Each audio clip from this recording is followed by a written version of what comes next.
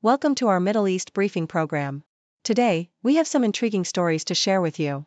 First up, the Gladstone Magistrates Court has slapped a hefty fine of $63,000 on the owner of the KMAX Leader bulk carrier for ignoring safety directives.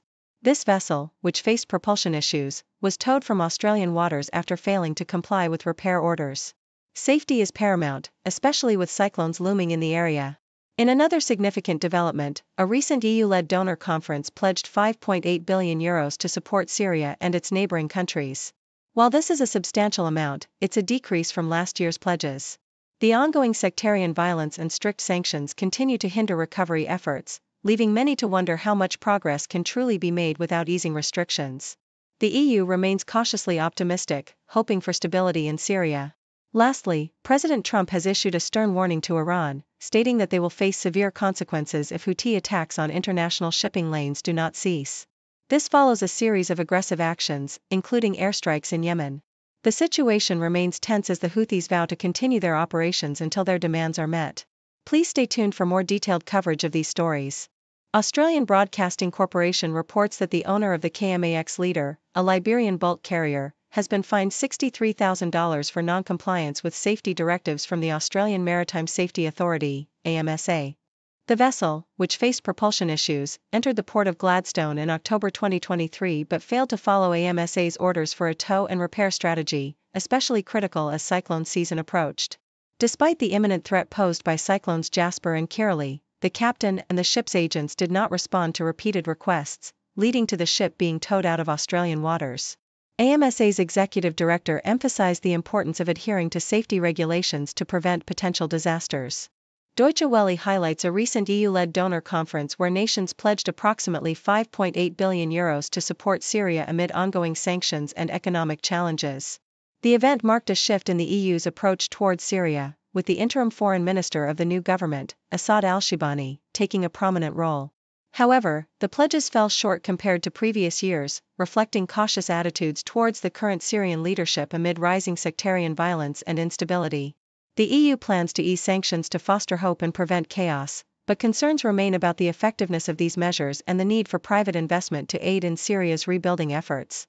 BBC reports on President Trump's stern warning to Iran regarding the Houthi attacks on international shipping lanes, stating that Iran would face dire consequences for its support of the Houthis. This warning follows a series of U.S. airstrikes in Yemen, which resulted in significant casualties, including children. The Houthis have escalated their attacks, targeting U.S. naval vessels, and have vowed to continue their operations until Israel lifts its blockade of Gaza. The Pentagon has launched extensive military operations against the Houthis, aiming to degrade their capabilities while asserting that the U.S. is not seeking regime change in Yemen.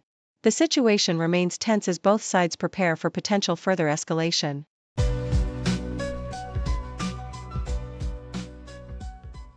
South China Morning Post reports that Lebanon and Syria have reached a ceasefire agreement following intense cross-border clashes that resulted in the deaths of 10 individuals, including 3 Syrian soldiers and 7 Lebanese.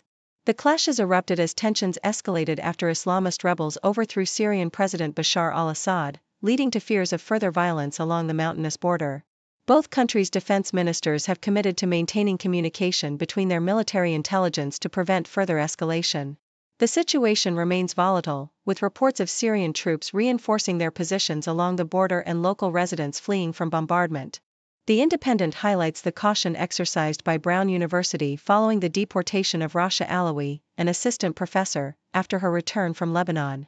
The university's executive vice president urged international students and staff to reconsider foreign travel amidst growing uncertainties. Alawi's detention at Boston's Logan Airport followed allegations of her attending a funeral for a Hezbollah leader and possessing sympathetic materials on her phone. Despite a court order allowing her to remain in the U.S., federal authorities acted swiftly, reflecting the current climate of increased scrutiny on international travelers linked to controversial political groups. The Independent also covers Wales' football strategy as manager Craig Bellamy prepares for a crucial World Cup qualifying campaign. The upcoming friendly against England, scheduled just days before a pivotal match against Belgium, is seen as an essential preparation step. Bellamy expressed that facing a high-intensity opponent like England at home will help his team gear up for the challenges ahead. With a rich history of competition between the two nations, the match is anticipated to provide valuable experience as Wales aims to secure their place in the 2026 World Cup.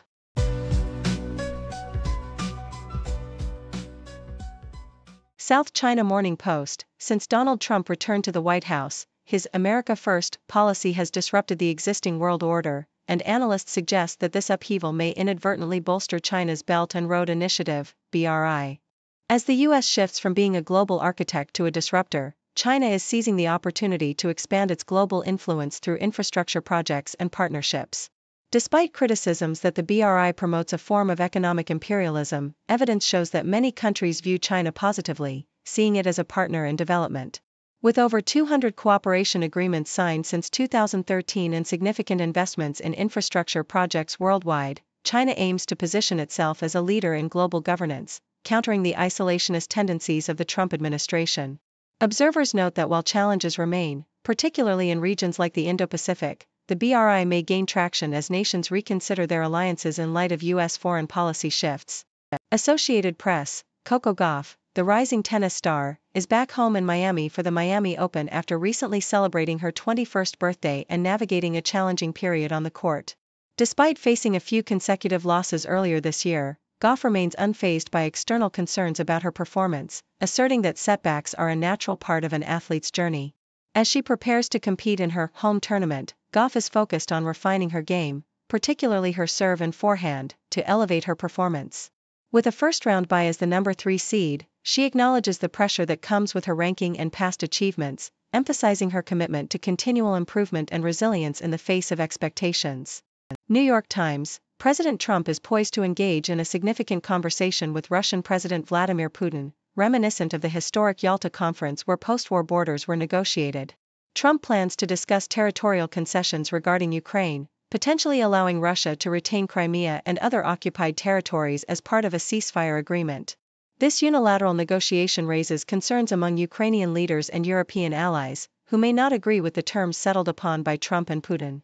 As Trump prepares for this pivotal call, the implications for international relations and the future of Ukraine hang in the balance, with critics wary of the potential rewards for Russia following years of aggression.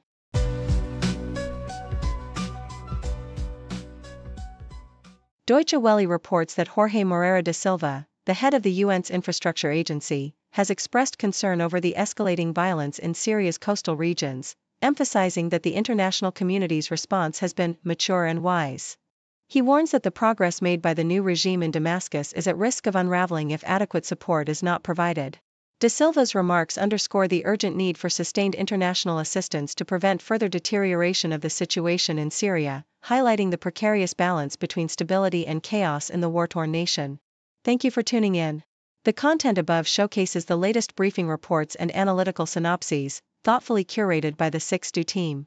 These insights stem from a wide array of reputable media outlets, think tanks, government sources, and specialized experts worldwide. We encourage you to explore these sources for a comprehensive perspective. Keep in mind that while the content may not always align with the official standpoint of 6Do Brief, it's not meant to be taken as absolute directives for decision-making. Comprising seasoned media professionals, learned scholars, and accomplished scientists, the 6Do team embodies a trailblazing, fully independent media entity. To customize 6Do Brief to meet your professional needs, you have the option to subscribe to a diverse array of briefings on our website, 6dobrief.com. Regardless of your location, you can conveniently receive 6Do Brief via email.